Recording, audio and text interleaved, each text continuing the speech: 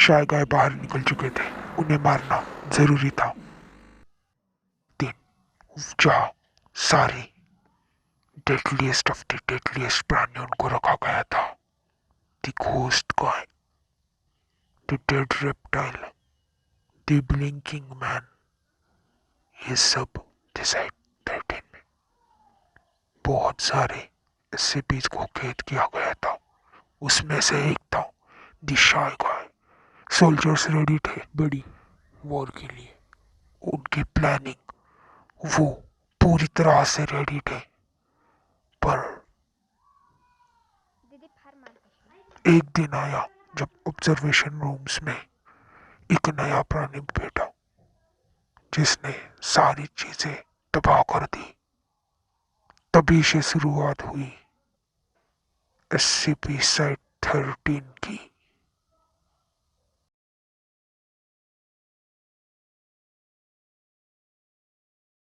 आप बोलते हैं हमारे SCP के बेसमेंट के बारे में। सर वो क्या है ऐसी चीज़? अब तुम्हें पता ही है इसलिए मैं बता देता हूँ।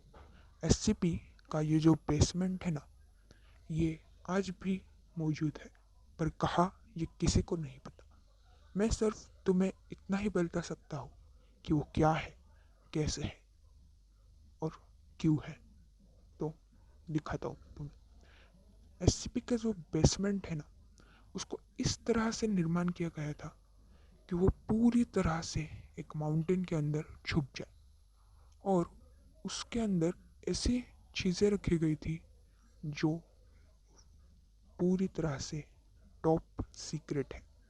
उसके अंदर बहुत सारे dangerous dangerous nukes, bombs, guns रखी गई थी, और कुछ उन SCP की फाइल्स जो वर्ल्ड से बहुत दूर, बहुत सुनसान जगहों पे रखी गई है।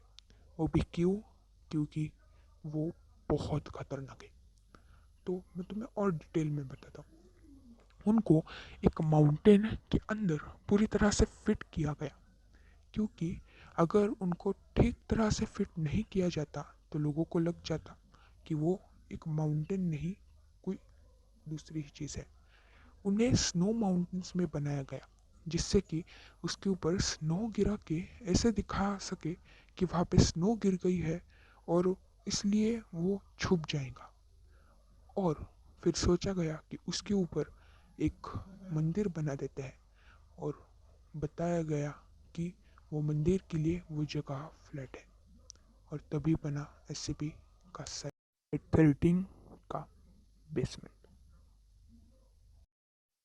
एक नॉर्मल सोल्जर अपनी पेट्रोलिंग करते हुए जा ही रहा था, तभी उसको एक बेसमेंट जैसी चीज मिलती है। जब वो उसको तोड़ता है तभी उसके अंदर से बहुत सारे चाउज इंसर्जी निकल जाते हैं। वो इतने सारे होते हैं कि वो उसको 1 सेकेंड में ख़त्म कर देते हैं। तभी ये सब कुछ उसकी पेट्रोलिंग माइक पे आवाज़ें आ जाती है। उसके और फ्रेंड्स को पता चल जाता है कि कुछ तो गड़बड़ हो रही है।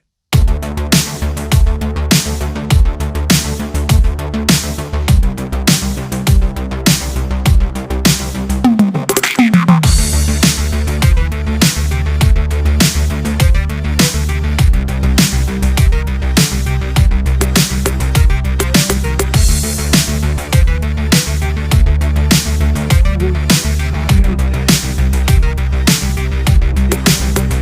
सारे होते हैं, पता चल जाता है कि अब टाइम है वॉर का, क्योंकि वो बहुत सारे साउथ इंसर्जी आ गए थे। इसलिए हेलीकॉप्टर्स को रेडी किया जाता है। 7 से भी ज़्यादा हेलीकॉप्टर्स को रेडी करके रवाना किया जाता है उसी साइड पे जहाँ पे पेट्रोलिंग के लिए सोल्जर 175 गया था। वो थोड़े से आगे जाते ही वो देखते हैं कि वाह, बहुत सारे सोल्जर्स होते हैं चार्ल्स इंसर्जी के, और उनका हेलीकॉप्टर नॉकआउट कर दिया जाता है। दूसरा हेलीकॉप्टर भेजा जाता है। दूसरा हेलीकॉप्टर बहुत ऊपर से जाता है, क्योंकि उसको पता होता है कि कुछ तो गड़बड़ हो रही है वहाँ पे। उनका भी हेलीकॉप्टर नॉकआउट करके गिरा दिया जाता है। तभी चाओ जिन सरजी की एक थोड़ी सी सेना आगे बढ़ती है। सोल्जर्स पूरी तरह से रेडी होते हैं। वो बाहर निकल के पूरी तरह से रेडी होते हैं। एक हेलीकॉप्टर में 3-3 सोल्जर्स भरे हुए होते हैं। तभी चाओ जिन सरजी उन पे फायरिंग कर रहे होते हैं। सोल्जर्स को पता नहीं चलता कि वो फायरिंग किधर से कर रहे हैं, क्योंकि उनके पास लॉन्ग रेंज गन्स होती है और हमारे सोल्जर्स के पास नहीं। और चाओ जिन सरजी की हेल्थ भी बहुत ज़्यादा होती है, इसलिए एक हेलीकॉप्टर को भेजा गया। हेलीकॉप्टर जा ही रहा था, तभी रात होने लगी। और रात होने मतलब चाओ जिन सरजी को ढूंढना और भी बुरा। और तभी सोल्जर्स को मार के हेलीकॉप्टर गिरा दिया गया।